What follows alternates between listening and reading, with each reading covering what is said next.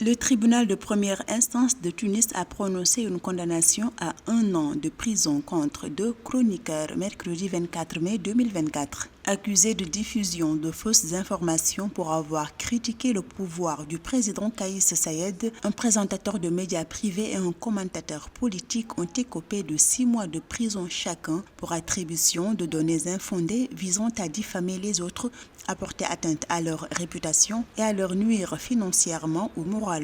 Le pays n'est pas arrivé à une normalité concernant les contre-pouvoirs institutionnels et constitutionnels. Et cela pèse très lourdement sur le climat du pays. Il y a des tensions, mais ça concerne un microcosme. La population, elle est surtout en difficulté, elle est dans la survie. Et le problème, c'est que c'est très mauvais, en tout cas dans le contexte d'aujourd'hui.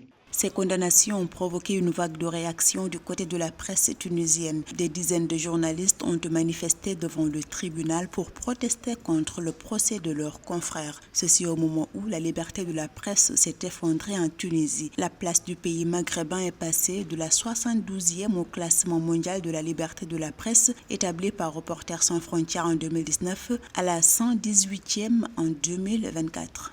Bien évidemment, condamner des journalistes pour un délit d'opinion est toujours une mauvaise chose. En tout cas, ce qu'on observe en Tunisie, c'est une espèce de durcissement dû à des années de dérive. En réalité, les journalistes sont devenus, avec la multiplication des chaînes, les justiciers un peu du pays. Les détentions de journalistes se prolongent en Tunisie. Depuis 2021, 60 arrestations du même genre ont eu lieu. Les organisations non gouvernementales tunisiennes et internationales dénoncent une atteinte aux droits humains. Quant au rapport du syndicat national des journalistes tunisiens sur la liberté de la presse en Tunisie, il a fait état de 211 agressions perpétrées contre des journalistes, correspondants et photographes entre le 1er mai 2023 et le 30 avril 2024.